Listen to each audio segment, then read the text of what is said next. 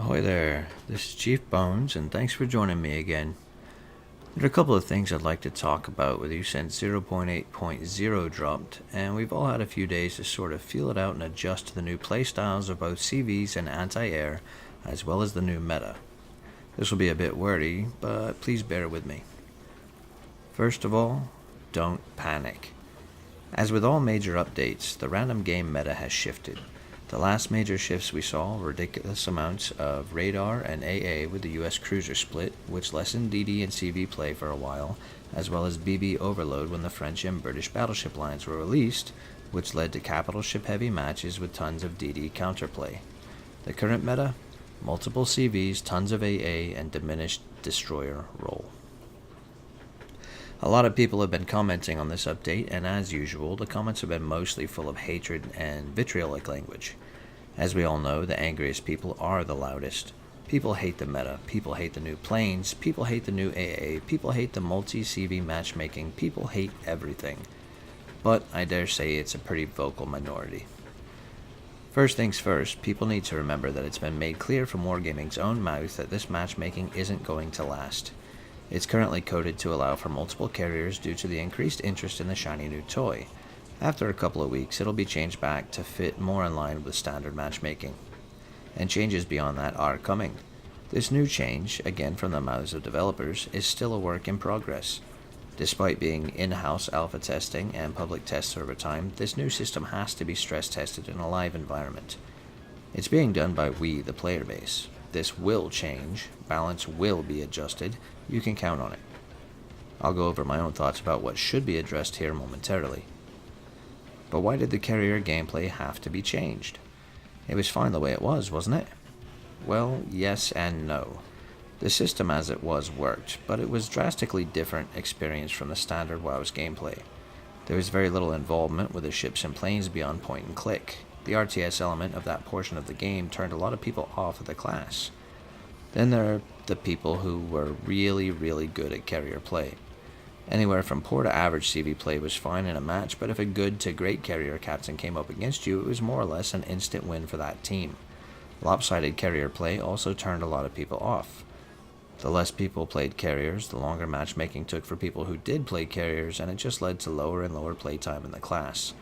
There are only 4 types of ships in the game, and when one of those 4 is so poorly received for being too tedious or overpowered or not worth playing that a quarter of the game is being ignored or even actively loathed, it behooved Wargaming to do something about it. So why go with this system? Why not just remove carriers altogether? Well, removing the class was right out from the outset. Nobody is just going to casually delete a quarter of the game experience, that's just foolish. But this new playstyle makes a lot of sense. World of Warships is a game which leans heavily on history, legendary ships and legendary men, but it is still mostly an arcade-style action arena game. The old RTS just really didn't fit with that overarching playstyle. The new style, while still more about controlling plane squadrons rather than a ship, is a step in the correct direction thematically. But beyond that, it's fun. It's exciting. It's more active gameplay. It's so much more interesting to weave and dodge flak explosions while trying to line up the perfect torpedo run. It's so much more fun and engaging to strategize which side of the map to fly to, knowing that you can't cover the whole map like you used to be able to. It's just a far more active playstyle than it used to be. It absolutely involves a whole lot of learning and practice to become good at the class. You have to relearn which ships can be safely attacked because AA values are a little less automatic than before. You have to relearn which planes go at what speed and what sort of bomb dispersal pattern they have, and which ones have how many torpedoes of what speed and damage values. It involves experiencing a whole different set of skills and memorization. It's daunting, but ultimately rewarding. Just give it time. Now then, it is also important to note that the system is not perfect, not by a long shot. A lot of things need to be tweaked and rebalanced as soon as possible. Probably the first thing that needs to be addressed is the aircraft spotting mechanics. The advanced spotting done by squadrons is a bit ridiculous, particularly for really fast squadrons like Enterprise's Corsairs. These planes fly at 221 knots. They are 3/4 across the map before the fastest destroyers are halfway to a cap area. They spot from miles and miles away. My first match in Enterprise after the update, I had 12 spotting ribbons in the first 3 or 4 minutes, with another 2 by the end of the game. This ridiculous spotting mechanic more or less obliviates the primary function of a destroyer. It takes away his spotting utility and makes it nearly impossible for him to sneak around and perform torpedo attacks. Furthermore, this earliest sin spotting mechanic means that when a match is barely 30 seconds old, Yamatos and Musashis and Montanas and what have you are already launching Volvos across the map at cruisers who can barely handle a solid hit, let alone a mid-sized family sedan being flung through their windows. This would be less of an issue if cruisers had a greater range than they have, but on average a BB can outrange a cruiser by a good 10 kilometers. I'm not sure how exactly to correct this issue, but simply reducing the detect ranges for ships from the air by a few kilometers should be a start. Secondly, damage needs to be adjusted a bit, as well as drop dispersal for bombs. Rockets are solid against destroyers, and a full squadron of Rocketeers can drop a destroyer by a third to a half of his health if he makes solid hits on every pass. Likewise, a solid pass on a carrier by an attack squadron can yield impressive results, but against cruisers and battleships, they're pretty much useless. I understand that they were supposed to have diminished effect on these two classes, that's fine, but they're also supposed to be able to do more damage to modules. Why aren't they taking out more AA? Why aren't they causing more fires? Why are rockets bouncing and shattering? I like the rock, paper, scissors format of the plane weapons, but there needs to be a certain amount of universal utility with the planes. Torpedoes are likewise somewhat lackluster. As with the old system, carrier-based torpedoes are slow as sin, but unlike those torpedoes, they're quite difficult to aim properly, and the payoff isn't as nice. The base flood chance is abysmal, and the damage is nigh on non-existent. Personally, I'm fine with how torpedo bombers behave, but the flood chance should be tweaked upwards a bit.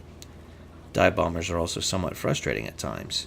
They're quite slow, and aiming requires a great deal of practice and patience, and plain hit points. And even a very late last-second drop with a full attack wing pass can miss all bombs, leading to no damage.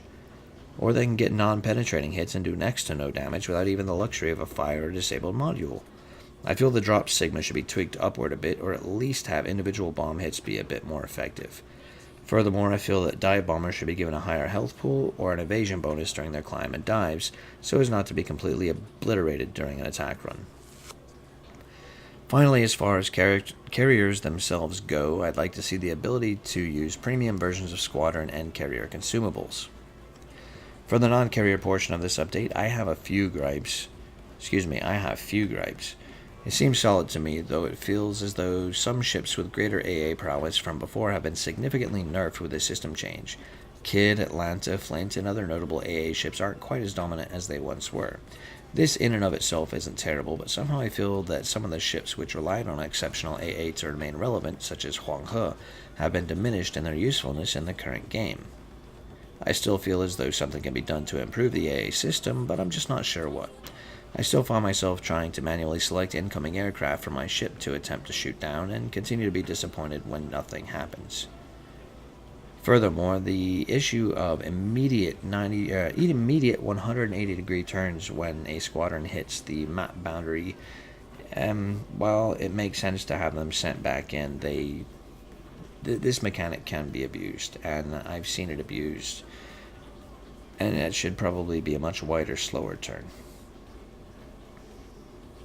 Of course, there are bugs which need to be fixed. There are a few UI glitches that pop up that are fairly inconvenient, but they'll get smoothed over, I'm sure.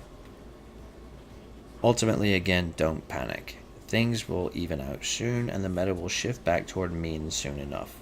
The new system is fun, and you should definitely try it. Have fun with it. I personally love it. But Wargaming could certainly do with better models for the Corsairs. That plane is way too special to look that damn generic. Anyhow, thanks for joining me. Please feel free to like this video. It would be immensely helpful to the channel if you subscribed here and on Twitch as well. I hope you have a wonderful day, and I will see you next time.